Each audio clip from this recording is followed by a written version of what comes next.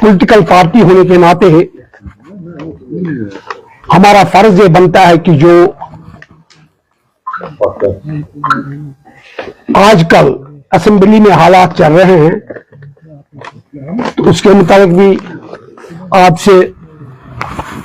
आपको कुछ बताया जाए। दूसरा,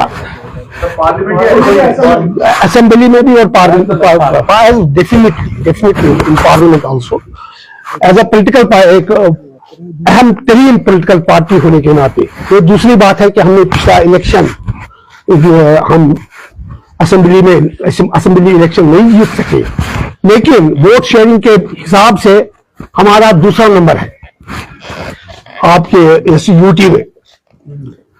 तो अल्लाह का करम है, अल्लाह की इनायत है कि आज हम आपके सामने फिर आ रहे हैं।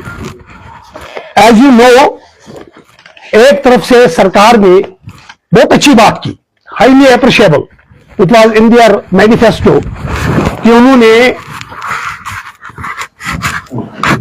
जो लेडीज के लिए राहत का सामान बहन पहुंचाया, वो फ्री ट्रांसपोर्टेशन, मगर उसी के साथ साथ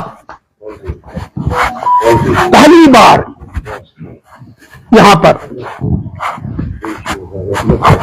2021 में भी ऐसी सिचुएशन आ गई थी जब एविएशन टर्बाइन फ्यूल के लिए उस वक्त हवाई के सब कुछ था सेंटर के पास। आज सेंटर ने वेस्टेड पावर के स्टेट्स और यूटीज को, हमारी ये पहली यूटी है एविएशन। उससे क्या होगा? उससे सिर्फ इस यूटी की जो हम पहले से चला रहे थे, यहां फ्लक्चुएशन होती है एयर टिकट्स में, यहां अब बहुत ज्यादा महंगी एयर टिकट पड़ेगी। एक तरफ से आपने फ्री ट्रांसपोर्टेशन दे दी वुमेन्स को, दूसरी तरफ से ₹2.24 आपने ₹2.17 डीजल पर लीटर हाइक दिया, एक 1.24 पैसा पेट्रोल में आपने हाइक। इससे ये सिर्फ ये पेट्रोल और डीजल की बात नहीं, इससे क्या होगा? इससे पूरा जो बिजनेस सेक्टर है, जो खाने पीने की अशिया है, जो मामूली कपड़ा पहनने के लिए भी अब ये बर्दाश्त से बाहर होगा। ये गरीब भी अब एक मामूली कपड़ा खरीद नहीं सकता है, हर जगह महंगाई ऊपर आ जाएगी। तो इससे एक पॉलिटिकल रेस्पॉन्सिबल पॉलिटिकल पार्टी होने के नाते हम ये चीज उजागर करना चाहते हैं और सरकार को बताना चाहते हैं कि उन्होंने यहां जीना हराम कर रखा है आम आदमी का। यहां पर एक शहर में बताऊंगा, क्या खबर थी अमीरे शहर तेरे दौर में, क्या खबर थी अमीरे शहर तेरे दौर में, सांस लेना जुर्म जीना हराम हो जाए।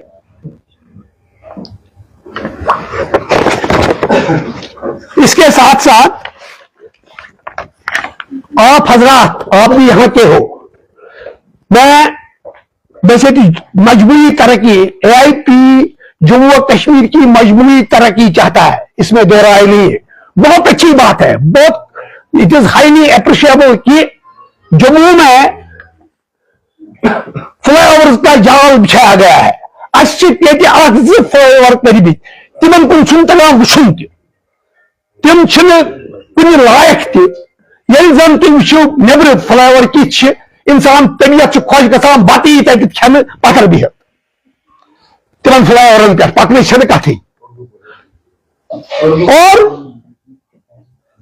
अब एक और बात हुई, ये पिछले 15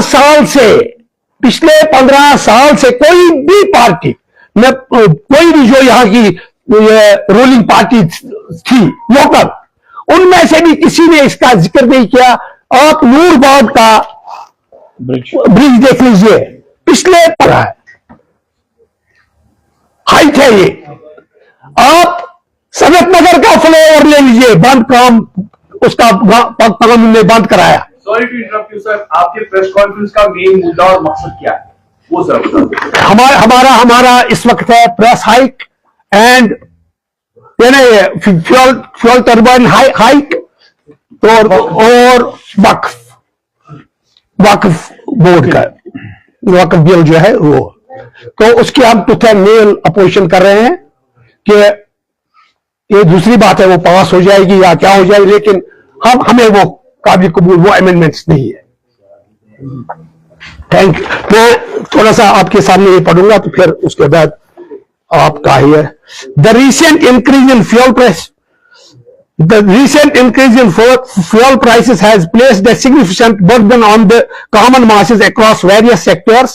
Diesel prices have risen by 2.14 per liter, while petrol has increased by 1.24 per liter. This hike will impact civil transportation, daily consumables, and overall cost of living.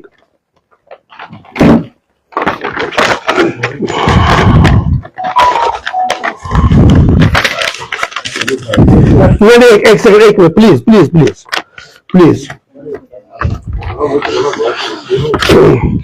Additionally, the 5% rise in aviation fuel prices is expected to push air ticket price even higher, making air travel less affordable for many.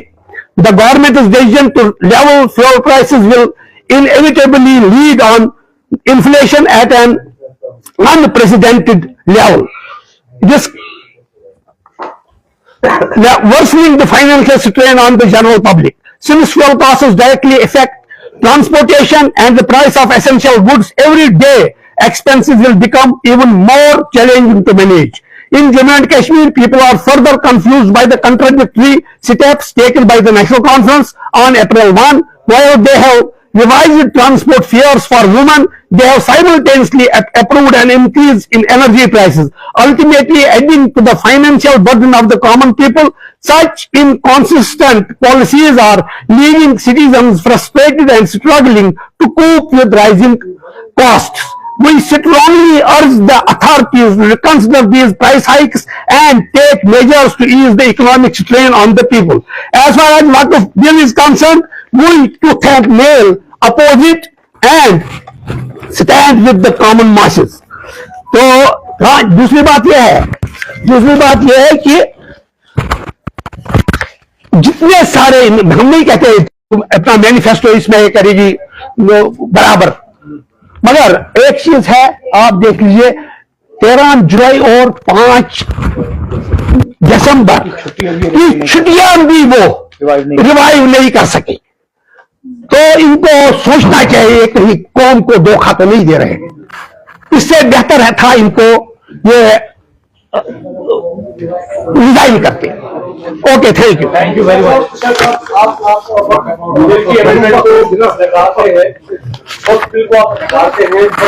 Lok Sabha में पास हो चुकी है, documentation का लेकर process करेगा।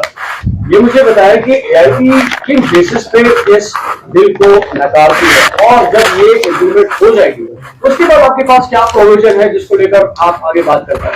देखिएगा, मैंने पहले कहा, एक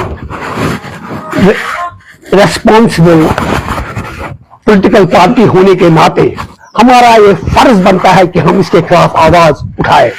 हम में कितनी ताकत होगी, हम इसके लिए क्या करेंगे, हम अपनी पार्टी में इसके लिए डिस्कस करेंगे, बाद में हम क्या फर्दर कर सकते हैं। इतने बड़े इनके पास मेजॉरिटी है। अब इतना सोचिए तो क्वेश्चन है और वो अच्छा, अब आप ये इतना, आप जरा ये भी इतना सोचिए कि एक घर में आग लग रही है, उसमें एक चिड़िया रहती थी उस घर में, वो वहां उसका बसेरा था वहां 10 दिन, 10 महीने, 10 साल। जब वो आग देखिए, आग लगा हुआ है इस घर को, तो वो अपनी चोंच में एक कतरा पानी लेकर उसको बुझाने के लिए जाती है। बाकी लोग उस पर हंसते हैं। रीजन क्या है? एआईपी किस रीजन पे इसको नकारती है? किस रीजन पे आप इसको नकारते हैं? आपके पास क्या वजह है जिसको लेकर आप इसको नकारते हैं? देखिए ना, आपकी इनके पास क्या वजह था जो ये अमेंडमेंट कर रहे हैं? इनके पास भी कौन सी वजह थी जो ये अमेंडमेंट कर रहे हैं इसकी? अगर आज तक चल रहा था, ये सब कुछ चल रहा था, व्हाट इज द रीजन?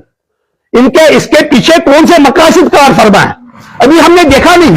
अगर अच्छे अमेंडमेंट्स होंगे तो वी विल एप्रिशिएट। हमें शक है, हमें भी इनके पास कौन से ये था कि इन्होंने इस मौके पर इनके पास सिर्फ ब्रूट मेजॉरिटी है, ये उसके बुनियाद पर डिक्टेटोरियल अप्रोच चला रहे हैं। It is a democratic country. Thank you sir.